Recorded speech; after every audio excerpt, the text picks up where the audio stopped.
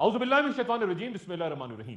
صلیبی جنگوں کے دوران ایک نیا گروہ تاریخ میں سامنے آیا جسے ٹیمپلرز یا نائٹ ٹیمپلرز کہتے ہیں۔ یہ یورپ کے جنگجو عیسائی سردار ہوا کرتے تھے جنہوں نے ناقابل تسخیر مسلمانوں کے خلاف یورپینز کو نہ صرف یہ کہ حوصلہ دیا بلکہ کشت و خون کا ایک ایسا نیا دور شروع کیا جو کہ صدیوں بعد بھی کسی نہ کسی شکل میں جاری ہے، اور ان کے عقائد کے مطابق تب تک جاری رہے گا جب تک کہ عیسائیوں کے حقیقی جناب مسیح علیہ السلام دوبارہ دنیا میں تشریف لا کر باطل قوتوں کو ختم نہیں کر دیتے۔ یہ نائٹ ٹیمپلرز مسلمانوں یہودیوں کے علاوہ خود سیاہ فام عیسائیوں کو بھی قتل کر دیتے، گویا یہ مذہبی سے کہیں زیادہ ایک نسلی مار کا آرائی کے قائل تھے۔ جو صلیبی جنگیں بڑھتی گئیں ان نائٹس کی تعداد بھی بڑھتی گئی اور ان عیسائی سرداروں کی جگہ پھر یہودی زوما نے لینی شروع کر دی، اور بعد میں یہ مذہب کا لبادہ کچھ بدل کر انسانی برادری کا کام کرنے کا دعویٰ کرتے سامنے لگے۔ وقت گزرنے کے ساتھ ساتھ یہ گروہ مذہبی سے معاشرتی اور پھر معاشی اجارہ قائم کرتا دنیا پر غیر محسوس انداز میں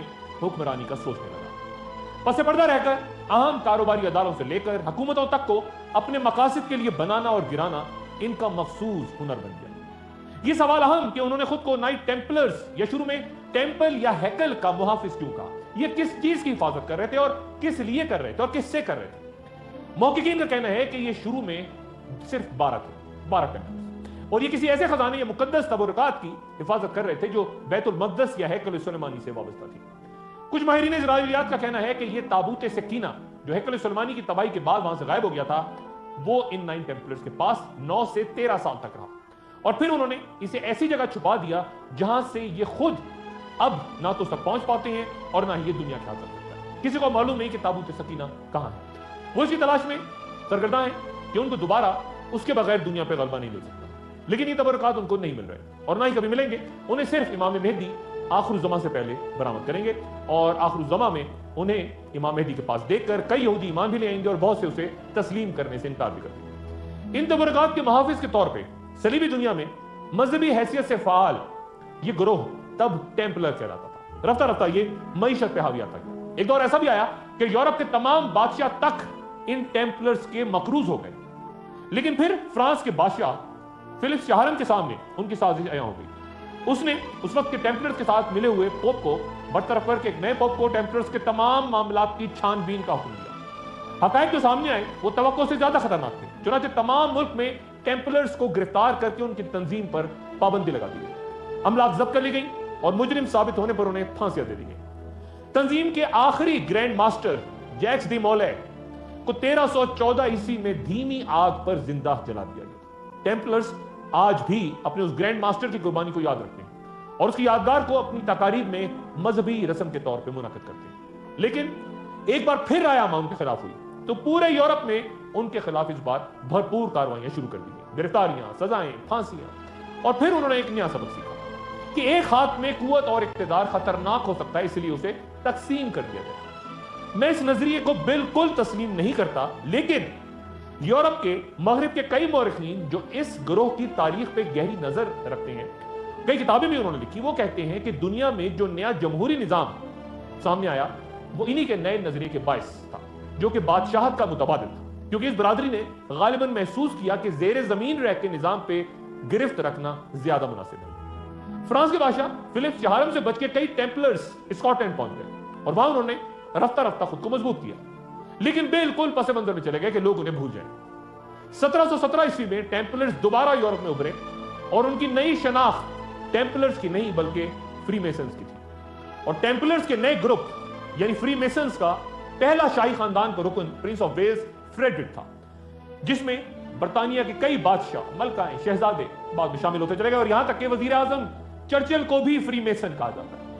نئی شناخت اور گروہ میں معاشرے کے قداور لوگ شامل ہو گئے، اور آج بھی لاہور کے مال روڈ پہ وہ عمارت موجود ہے جو ایک دور میں فری میسنز کا پرنس ایلبرٹ وکٹر لاج 2370 عیسوی کہلاتی تھی، اور جسے برطانیہ کے گرینڈ لاج نے 1885 میں تعمیر کیا تھا، اور جو کہ 1972 میں ذوالفقار علی بھٹو کی جانب سے پاکستان میں فری میسنز پر پابندی لگانے کے بعد سے اب تک خالی ہے۔ زیادہ بات میں لاہور کی اس عمارت اس لیے نہیں کروں گا کہ کئی گرینڈ ماسٹرز اور ماسٹرز جو پاکستان میں فری میسنز کے نمائندے ہیں وہ اس عمارت کو واپس لینے کے لیے عدالت گئے اور یہ معاملہ اس وقت زیر سماعت ہے۔ कराची में भी फ्रीमेसन्स की एक इमारत अब्दुल्ला हारून रोड पर, जिसे पहले विक्टोरिया रोड कहते थे, उस पे फवारा चौक के नजदीक गवर्नर हाउस से कुछ फासले पे मौजूद है होप लॉज।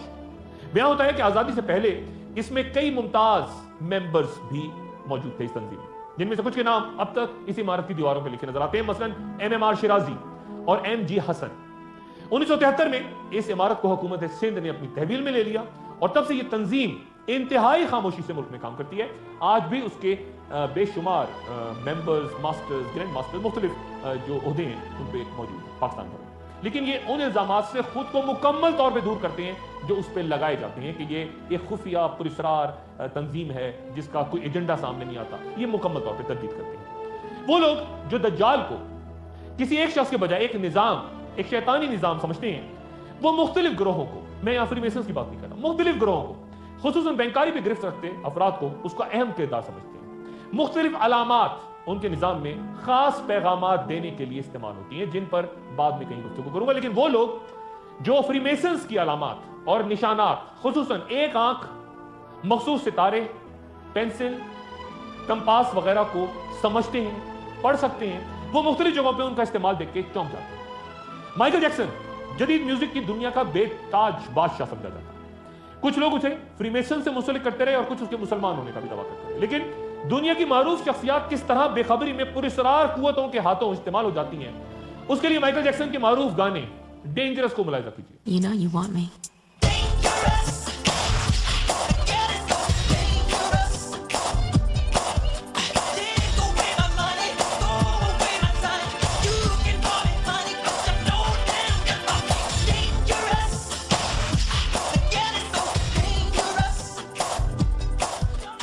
और फिर उसके एल्बम कवर को बगौर देखें तो आपको उस पे फ्रीमेसन्स की लातादाद अलामात नजर आएंगी। जब ये तस्वीर दुनिया के सामने आई तो उसे बनाने वाले आर्टिस्ट, अमेरिकन आर्टिस्ट मार्क रेडन, उस पर शदीद तनकीद शुरू हो गई कि आखिर उसने क्या पोशीदा पैगामात इस एल्बम के कवर के जरिए दुनिया को देने की कोशिश की। उसने बहुत वजाहतें की लेकिन यह बहस जारी रही। और बाद में जब माइकल जैक्सन की एक और album blood on the dance floor का गाना सूजी गॉट योर नंबर सामने आया तो उसमें सूजी के किरदार पे भी एक नया तनाज़ा खड़ा हो गया। ये सूजी कौन है और इसका ताल्लुक भी फिर फ्रीमेसन से इस किरदार का बना दिया गया। और फिर मारूफ गुलकारा मैडोना, उनका गाना लाइक अ प्रेयर और उसके वो मिसरे इंतहाई मुतनाज़े हो गए जिनमें वो कह रही है कि जब तुम मेरा नाम पुकारते हो तो ये मुझे दुआ की तरह लगता है, मैं अपने घुटनों के बल झुक जाती हूं और तुम्हें आधी रात में अपने साथ ले जाना चाहती हूं।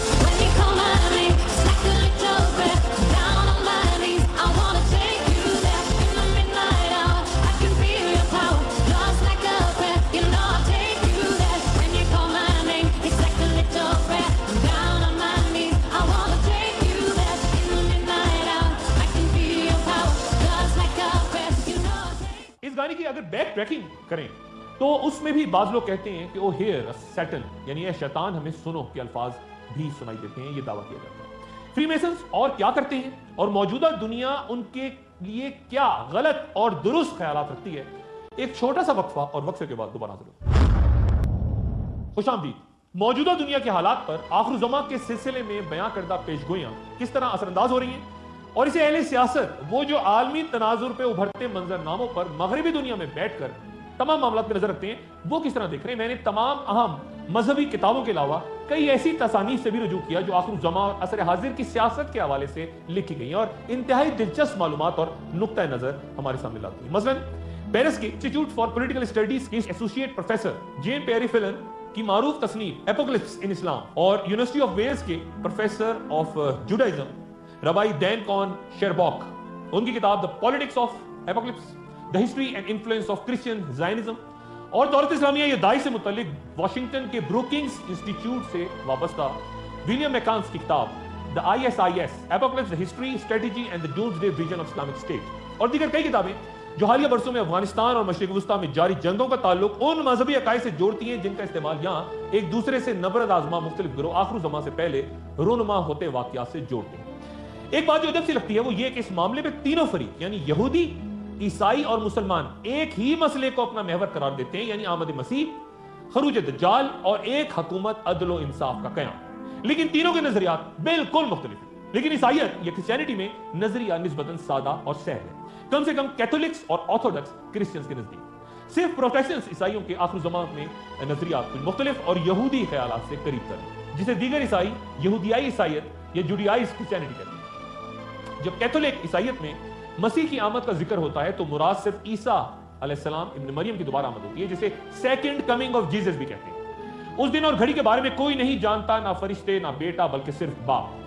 جب انسان کا بیٹا اپنی شان و شوکت کے ساتھ آئے گا اور سارے فرشتے اس کے ساتھ آئیں گے تو وہ بڑی شان سے اپنے تخت پہ جلوہ افروز ہوگا۔ جیسا کہ ان عبارتوں سے واضح ہوتا ہے، یہ بنیادی طور پہ عیسائیت میں خدا کا دن یا خدا کے فیصلے کا دن ہے، جسے وہ ڈے آف لارڈ بھی کہتے ہیں۔ لیکن عیسیٰ علیہ السلام کی دوبارہ آمد یعنی سیکنڈ کمنگ بھی اسی دن کے ساتھ کچھ اس طرح جڑ جاتی ہے کہ عیسائیوں کا ایک بنیادی عقیدہ نجات یا ریڈیمپشن یعنی گناہوں، شیطانیت، تاریکیوں، موت، مصیبتوں سے مغفرت، ابدی حیات، روشنی کا حصول، اس کی طرف ایک حالت سے دوسری حالت کی طرف نجات کہلاتا ہے۔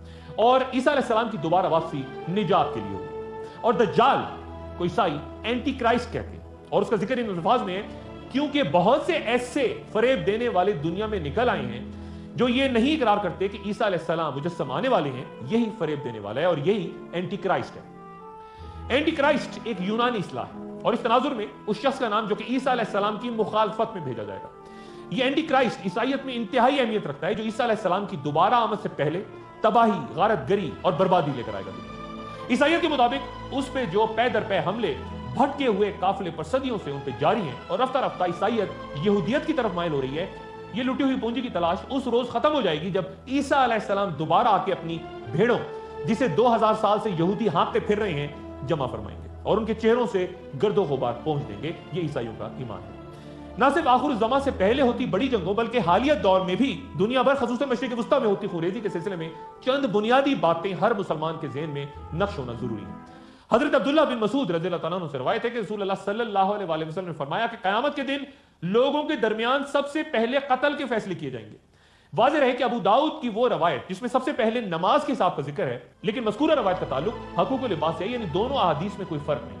جبکہ قرآن شریف میں اللہ تعالیٰ فرماتے ہیں اور ایک بنیادی اصول کو واضح کرتے ہیں، جس نے کسی ایک جان کو کسی جان کے بدلے کے بغیر یا زمین پر فساد کے بغیر قتل کیا تو گویا اس نے تمام انسانوں کو قتل کیا۔ جبکہ ایک اور جگہ ارشاد باری تعالیٰ ہے کہ وہ جو اللہ کے ساتھ کسی معبود کو نہیں پکارتے اور نہ اس کی جان کو قتل کرتے ہیں جسے اللہ نے حرام کیا ہے مگر حق کے ساتھ، اور نہ زنا کرتے ہیں، اور جو یہ کرے گا اسے سخت گناہ ملے گا، اس کے لیے قیامت کے دن عذاب دگنا کیا جائے گا اور وہ ہمیشہ اس میں ذلیل ہوتا رہے گا۔ یہ آیات اور احادیث اس مرحلے پہ بیان کرنے کا مقصد اس گروہ کے بارے میں مختصر طور پہ بتانا ہے جو کہ بہت اہمیت رکھتا ہے، ماضی میں بھی، حال میں بھی اور مستقبل میں۔ آخر زمان کی اہم نشانی کئی فرقوں کا جنم لینا اور خصوصاً خوارج کا طاقتور ہو جانا ہے، اور آخر زمان میں چونکہ جنگ و جدل اور خونریزی بڑھ جائے گی، اسی لیے مسلمانوں کا انتہائی محتاط رہنا ضروری ہے کہ وہ خود کو ہلاکت میں نہ ڈالیں۔ چند علماء کے نزدیک فتنہ خوارج کا آغاز رسول اللہ صلی اللہ علیہ وآلہ وسلم کی زندگی میں ہی ہو گیا تھا، جب بنو تمیم کے ایک شخص ذوالخنسیرہ نامی ایک شخص نے رسول اللہ صلی اللہ علیہ وآلہ وسلم کے فیصلے پہ تانہ زنی کرتے گستاخی کا ارتکاب کیا تھا، اور یہی شخص خوارج کی فکر و روش کا بانی سمجھا جاتا ہے۔ خوارج حضرت علی کرم اللہ وجہہ کی جماعت کے لوگ تھے جو کہ ان کے ساتھ مل کے لڑائیوں میں شریک رہے، لیکن جب حضرت علی کرم اللہ وجہہ اور حضرت امیر معاویہ رضی اللہ تعالیٰ عنہ کے درمیان تحکیم کا معاملہ پیش آ گیا تو یہ گروہ حضرت علی کرم اللہ وجہہ کی اطاعت سے منحرف ہو گیا اور کوفہ کے نزدیک ایک وادی ہروارہ میں آباد ہو گیا۔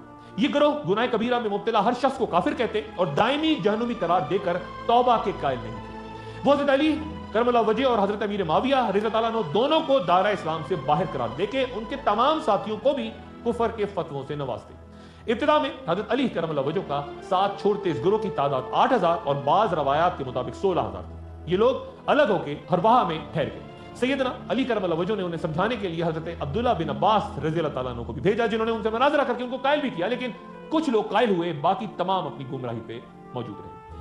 یہاں میں یہ بات یاد دلاتا چلوں کہ حضرت عثمان رضی اللہ تعالیٰ عنہ کی شہادت کے بعد مسلمانوں میں 2 گروہ وجود میں آ گئے تھے، ایک حضرت علی کرم اللہ وجہہ کے ساتھ جو کہ خلیفہ وقت تھے، اور دوسرا گروہ حضرت امیر معاویہ رضی اللہ تعالیٰ عنہ کے ساتھ جو کہ خون عثمان رضی اللہ تعالیٰ عنہ کا قصاص مانگ رہے تھے۔ اس نزاعی حالت سے خوارج نے بھرپور فائدہ اٹھایا اور پہلے حضرت علی کرم اللہ وجہہ کی حمایت میں لڑتے رہے، مگر جنگ صفین کے دوران جب خونریزی سے بچنے کے لیے پرامن مصلحت یعنی تحکیم یا ثالثی کا رستہ اختیار کیا گیا تو یہ تمام مسلمانوں کو کافر کہتے الگ ہو گئے۔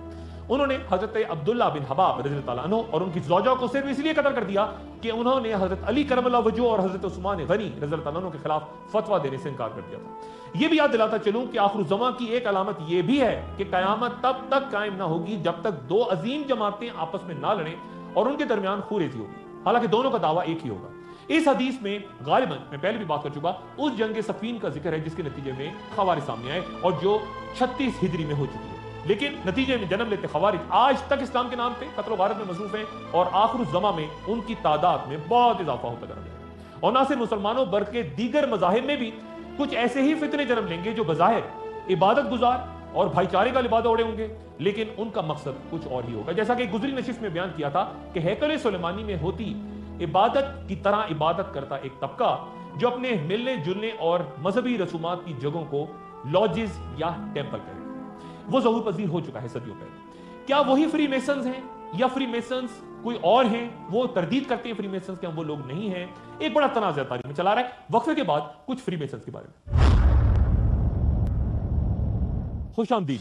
दज्जाल कहां है? हजरत तमीमदारी रज़ी अल्लाह अन्हु की रवायत उस हदीस के बाद कि वो एक जजीरे या समंदर में है, कई उलमा ने दावा किया कि वो मकाम सिर्फ और सिर्फ पुरस्रार बरमूदा ट्रायंगल ही हो सकता है, जो कि बहरे ओकानूस के मगरिब और अमेरिका की रियासत फ्लोरिडा के जनूब मशरिक में वाक़ है। ये मगरिब की जानिब खलीज मैक्सिको से जनूब में जजीरे ल्यूअर्ड और फिर शुमाल में बरमूदा तक 300 जजायर का मजमू है जिसकी आबादी 65,000 नफूस पे मुश्तमिल है। अक्सर जजायर गैर आबाद हैं और सिर्फ 20 जजीरों पे इंसान बसते हैं। गुजरे 400 सालों से लोगों ने वहां जाकर आबाद होने की कोशिश की, लेकिन चूंकि वहां माजी में इंतहाई नाकाबिले यकीन हादसात और वाकयात रूनमा हो चुके हैं, इसलिए तमाम तर जदीद साइंसी यकीन दहानियों के बावजूद अक्सर जहाजों की, तैयारों की कोशिश होती है कि उस इलाके से दूर रह के सफर करें। और अगर मुसाफिर जहाज की एयर होस्टेस से ये पूछें सफर शुरू होने से पहले कि क्या जहाज बरमूदा ट्रायंगल पर से गुजरेगा, तो अमूमन जवाब मिलता है कि नहीं। हालांकि कई जहाज हर रोज बगैर किसी मसले खैर ऑफिस से उसके ऊपर से गुजर जाते हैं। 1813 में अमेरिका के तीसरे नायब सदर एरोन बर्ग की बेटी थियोडोसिया, जो कि जनूबी कैरोलिना के गवर्नर जोसेफ एल्स्टन की बीवी भी थी, इस बरमूदा ट्रायंगल में गायब हो गई जब वो अपने वालिद से मुलाकात के लिए उस वक्त की मशहूर कश्ती पैट्रियट में सवार होकर न्यूयॉर्क जा रही थी। पैट्रियट का कप्तान उस वक्त दुनिया का बेहतरीन कप्तान माना जाता था। अमेरिकन वाइस प्रेसिडेंट ने तमाम तर वसाइल अपनी बेटी की तलाश में झोंक दिए, लेकिन उसका कोई अता पता न मिला। और फिर अगले साल यानी 1814 में अमेरिकी बहरी बेड़े का एक और मशहूर जहाज वेस्प, उसको भी बरमूदा ट्रायंगल निकल गया। उसका कप्तान एक हीरो के तौर पे पूरी दुनिया में जाना जाता था, बहुत मारूफ शख्स था। और फिर जहाजों के गायब होने का एक लामुतनाही सिलसिला शुरू हो गया। एक और जहाज बरमूदा के पानियों पर इस तरह तैरता मिला कि उसके तमाम मुसाफिर और कप्तान गायब, और खाने की मेजों पे खाना इस तरह लगा हुआ था गोया मेहमान खाना खाते खाते अचानक किसी काम से उठ के गए हों। किसी हादसे का कोई निशान नहीं था। यह जहाज कैरोल डीरिंग था और ये फिर इसी हालत में तैरता तैरता आके साहिल पर रेत में फंस गया। और एक ऐसा ही जहाज एस एस्टेल बरमूदा के समंदर में बगैर मुसाफिर और अमले के तैर रहा है। और ज्यादा ताज्जुब की बात यह कि एक अरसे तक इसे रिकॉर्ड में गर्क दिखाया जाता रहा। क्या अजीब बात है कि एक डूबा हुआ जहाज फिर सतह समंदर पे उभरा है। 1850 तक इस इलाके में तकरीबन 50 बहरी जहाज गायब हो चुके थे और फिर 1945 से यहाँ तैयारे भी गायब होना शुरू हो गए। और ये तब हुआ जब फ्लोरिडा से 10 बमबार तैयारे तरबियती प्रवास के लिए उड़े, वापस आ गए और 2 गायब। फिर 5 मजीद तैयारे उसी साल गायब हो गए और उनको ढूंढने के लिए जो तैयारा गया वो भी गायब हो गया। अमेरिकी बहरिया और ज्योग्राफिक बोर्ड उसमें बरमूदा ट्रायंगल का लफ्ज मौजूद नहीं उनकी डिक्शनरी में। कई साइंसदान यहाँ गैर मामूली वाकयात या पैरानॉर्मल एक्टिविटीज से मुकम्मल तौर पे इनकार करते हैं और उनका कहना है कि तमाम जहाजों और तैयारों के साथ मामला बिल्कुल वैसे ही रहे जैसा कि दूसरे तैयारों या जहाजों के साथ दूसरे इलाकों में। जबकि कई साइंसदान गैर मामूली वाकयात की वजह इस इलाके में एबनॉर्मल मैग्नेटिक वेव्स या गैर मामूली मकनातीसी शुआओं की मौजूदगी और नतीजतन कुतुबनुमा या कंपास की खराबी बयान करते हैं। जबकि एक नजरिया यह भी है कि इस इलाके में जन्म लेते गैर मामूली जलजले उन सरकश मौजों या स्ट्रीम्स को जन्म देते हैं जो कि जहाजों को इस कुव्वत से अपनी जानिब खींचती हैं कि वो चंद लम्हात में कहीं तह में जाके गुम हो जाते हैं। और इन्हीं वजूहात की बुनियाद पर जन्म लेते झटकों से फजा में उड़ते जहाज और उनके पायलट्स अपना कंट्रोल खो देते हैं और मकनातीसी शुआओं के बाइस समंदरों में भी निकल लेते हैं।